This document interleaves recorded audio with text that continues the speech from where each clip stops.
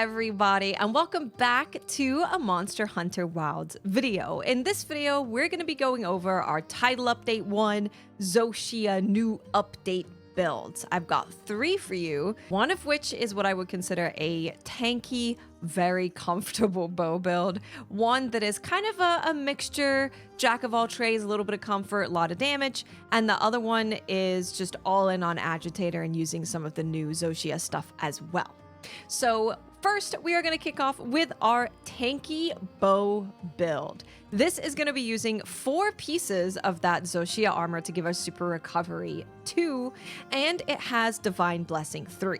This is where our tankiness is coming from. But let me take you through the armor that we're going to be using. We are using the Numinous Crown, the Numinous Shroud, G Arcveld Van Braces, Numinous Overlay, and Numinous Greaves. Now, the reason that I picked the Van Braces to be the one piece of Zoh Shia armor that we are not using is because this has Weakness Exploit level 2 on it. And with these slots, there's actually not enough slots really on the armor to get to that max weakness exploit that I really want to get. So the Arcveld Van Braces were kind of a no-brainer. It's 2 points of it, which is really nice. Now, what this is going to give you overall is you're going to have Weakness Exploit level 5, Agitator level 5, Constitution level 3, Divine Blessing level 3, Recovery Speed level 3, Adrenaline Rush level 1, Burst level 1, Counter-Strike level 1, Coalescence level 1. Now, as I will always say with your decos, I currently am using 3 protection decos to give us that 3 Divine Blessing. You don't necessarily need to have 3 points of it. Even if you just have 1 point of Divine Blessing, that's going to give you a 15% damage reduction, which could very well be the difference between you getting 1 shot and you living with a little bit of health. We're running 3 because I just feel comfortable having this much Constitution. Now, if you want to have more Constitution, you can take some points out of this protection and put Constitution in there instead. If you are going to be running with Constitution level 3 like I am here, just make sure that you eat the Drool Shroom meal. Drool Shroom is going to give you Black Belt low, and that is going to essentially make it feel like you have Constitution level 5. Then the reason that I have a recovery deco in here is because the armor already comes with recovery speed on it, so I figured I might as well add another one. Now, I am not smart enough or mathematically brained enough to go through and really test the impact of recovery speed and recovery up with the Zoh Shia armor. I will leave links in the description to some wonderful creators in our community who have done all of that work if you want to know the real details. But essentially, what we're doing with this recovery is because it gets us out of that red portion of our health gauge as soon as possible, so then Zoh Shia can just like do its armor thing. So that's why I'm using it. Please do check the links in the description to check out some very good information about recovery speed and recovery up. Because there's also a bunch of things that do stack with this. In general, there's Eastern Honey that can stack with Zoh Shia armor. There is the Hunting Horn buffs that can do Zoh Shia armor, so I highly recommend check out those videos in the description. Now, if you are not sure what Super Recovery does, it allows your health to just continuously recover. That's what it is. If you have Super Recovery 1, it's not going to recover as much as Recovery level 2. Now, a lot of people you will see who use different weapons will be using this with 2 part of Arcveld, 2 part Zoh Shia, and I think I do have a build with that, if I'm not mistaken. But I find with Bow, the Arcveld's healing is just super underwhelming, and I found that this was just more preferable for me personally, running that Super Recovery level 2. Now let's go through our damaging skills. We have Weakness Exploit. The reason why we run Weakness Exploit as a bow user is because we have less options of getting affinity in our build.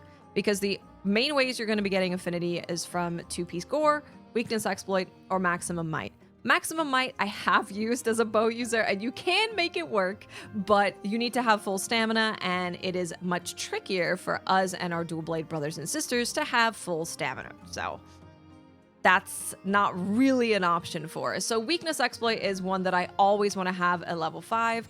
that is going to be giving us 30% increased affinity on weak points and then an extra 20% on wounds. The other big damaging skill that we have is Agitator level 5. This just comes on the armor. Like, Zoh Shia armor is the Agitator armor, so we're obviously building into that. With Agitator level 5, we have attack plus 20 and affinity plus 15%.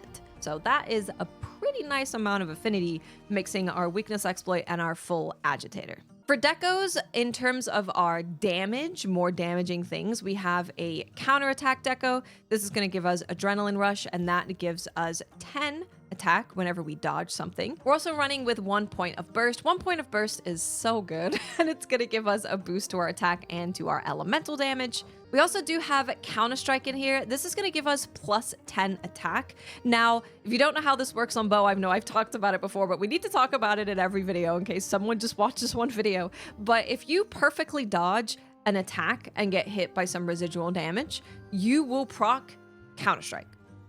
This build is meant for you to get hit though. So if you're getting hit, I know I'm going to be getting hit at some point, you will proc Counter-Strike, and that's just a free 10 damage. Plus, it makes you feel a little bit better when you get hit by a monster because you're like, yeah, you procced my Counter-Strike. I meant to do it. The other thing that we have is Coalescence. That is a part of our armor, but I'm never upset to have it. It gives us more elemental damage. I'm never mad at it. When it comes to the bow that you want to be using with this weapon, you can seriously use anything. I personally recommend the Zoh Shia Bow, the Ardean Fire Bow, the Ardean Water Bow, Blangonga Ice Bow, or the Guardian Arkfeld Bow. My favorite. You hear me talk about it all the time. They were down Tristram. You could technically use this with a raw bow, but we do have that 1 point of coalescence, so probably makes sense to use an elemental bow. Now, in terms of your decorations, I personally go with spread. Always. If you have a spread deco, I know they can be hard to find, but if you have one, this is going to boost the power of your circle skills. It's very important. It's very good. Does good things for us. I am also a huge fan of Bandolier, which is Tetrad Shot. The way that Tetrad Shot works is from your 4th attack to your 10th on your coating, you're going to have increased affinity. And then on your 4th and your 6th coating, you're going to have increased attack and increased elemental damage. So that is just really good, especially as we're not running that 2-piece gore for that extra affinity. Tetrad Shot is going to give us more affinity from 4th coating to the 10th coating, which is really, really good.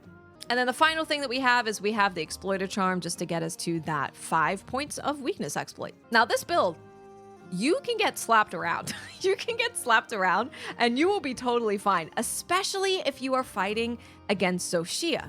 Because against Zoh Shia, we have a Ward of Wyveria active, which reduces elemental and unique damage while you're in the ruins of Wyveria. And when you're fighting Zoh Shia, that's where you are. So you have Divine Blessing, which is giving you 50% damage reduction. You have the extra protection from being in Wyveria. You have the 4 pieces of the Zoh Shia armor, which is going to slowly increase your health. This is just such a comfy build. You'll see in the gameplay, I'm getting smacked and I'm like, I'm so tanky, it doesn't matter. I am getting hit and you take a lot of damage when you use a bow and I'm feeling comfy and safe and I'm doing really good damage because we have a ton of damage skills here. Like we have Agitator, Adrenaline Rush, Burst, Counter-Strike, Coalescence. All of those are increasing our damage. It's kind of crazy, actually.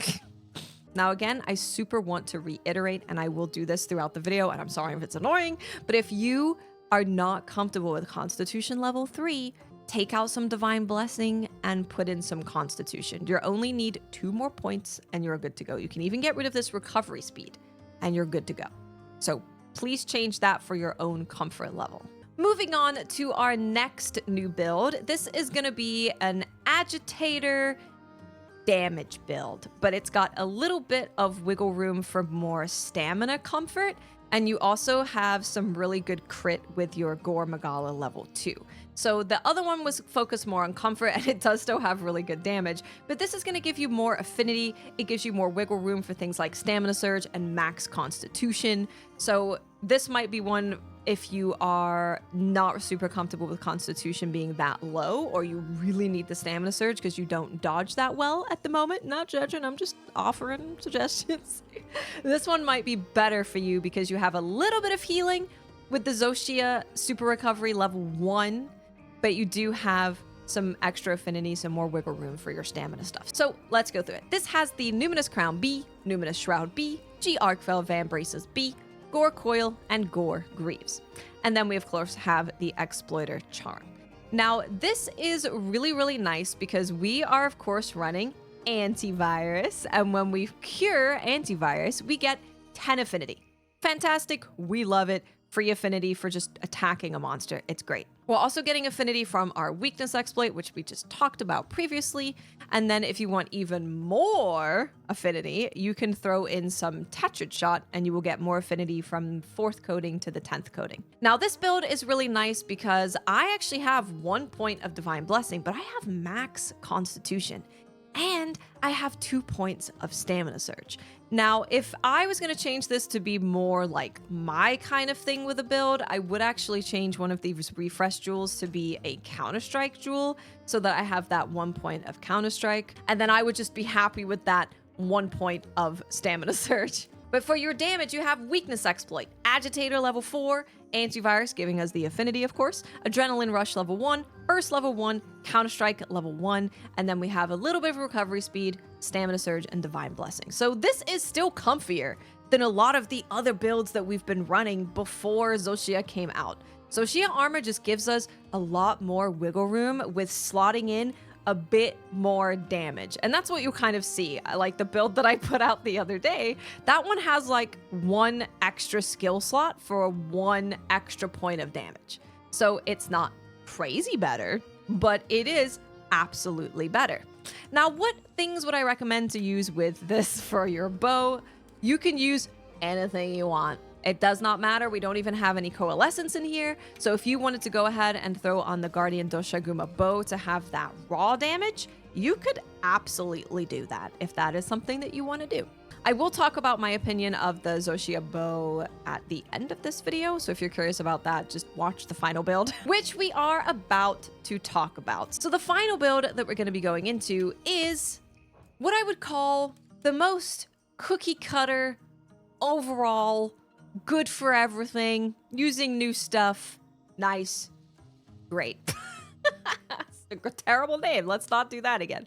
This is using 2 pieces of the Zoh Shia armor, the 2 pieces of Gore, and Mizutsune Greaves, because the Mizutsune Greaves are actually really nice because they have a level 3 deco slot and they come with burst level 2.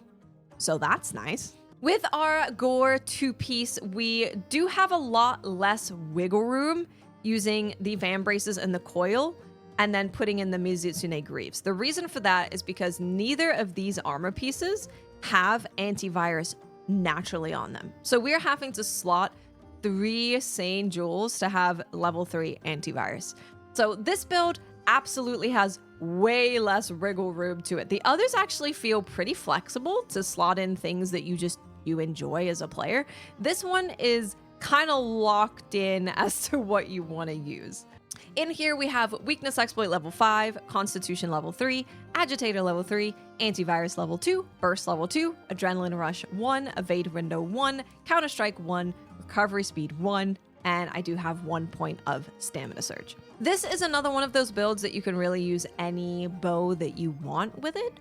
There is nothing here restricting you at all. The only thing that is restrictive about this build is that you need 3 sane jewels, which really, really does limit you. But this build feels fantastic. You have everything in here. You have everything you want, really, to do damage. It feels great. Damage pumps out very, very, very nicely. Now, the bow, as we discussed, you can use whatever you want, but I will take you through decorations that you're going to want to use with any bow build. First one, spread jewel. I know. You have no spread jewels. You've been trying to get one for 200 hours. I know. But it's so good. It boosts all of your circle attacks. Circle attacks are what you're doing all the time. You shoot, you circle, you shoot, your circle. That's just how it goes with bows. So spread just increases your damage across the board. It's so good. The other one that I like to use a lot is I'll either go like Element Bandolier, so it would be Dragon Bandolier, water bandolier, or I'll go bandolier drag, depending on how I'm feeling. If I'm doing a convert element build, then maybe I want to put more points into having the element first so I can really boost that dragon.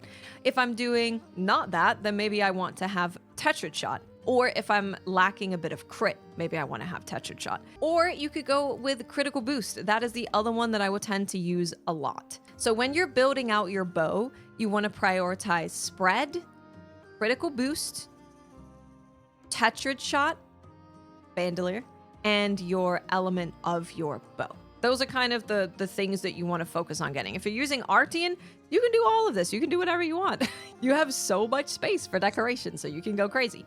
But that is what I would recommend for you. And then I know you hear all the time, use close range coding bow, use close range coding bow. If you don't want to use close range coding, you don't have to.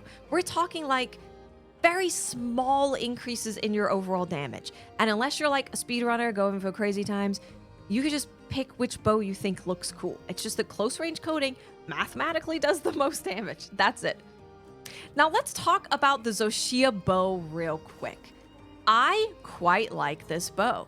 I also quite like this bow for any build that feels like it's maybe lacking a little bit of damage. It's going to be pumping out that consistent 50 damage throughout the entire fight. And how good the Zoh Shia Bow is, and Zoh Shia weapons in general, how good they are, can depend on how long your hunts are taking. If your hunts are taking longer, then it has more time to do that 50 damage. So I really like them. I think that the attack is in a really good spot. It's got 5% affinity. It's got a good amount of dragon on it.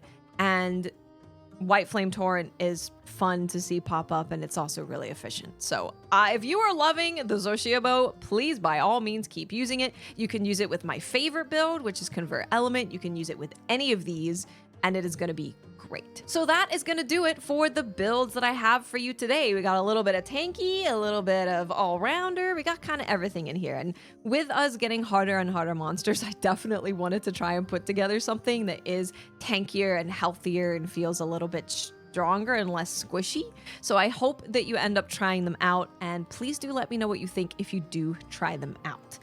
Now, I am never going to say that I am perfect at making builds. I am not a math guy. Running all of this stuff through math and finding the best mathematically correct stuff is probably the best thing that you can do. But I've just used bow a lot in previous Monster Hunters. It's my main weapon. It has been for a very long time. So I generally just tend to know what feels good on bow and what I want. And then I just go and hunt a ton of monsters and see whatever feels good to me when it comes to practically using it in the game for myself. So I hope you do find these builds to be fun and useful. If you do see a way to make them better, please let me know. Like I said, I'm not a mathematical genius. I don't really know what I'm doing. I'm just putting stuff together and trying it out, and it feels really good for me, and I want to share it. Thank you guys so much for watching. Please do leave a like and subscribe if you want to see some more Monster Hunter Wilds content, and I will see you guys later. Bye.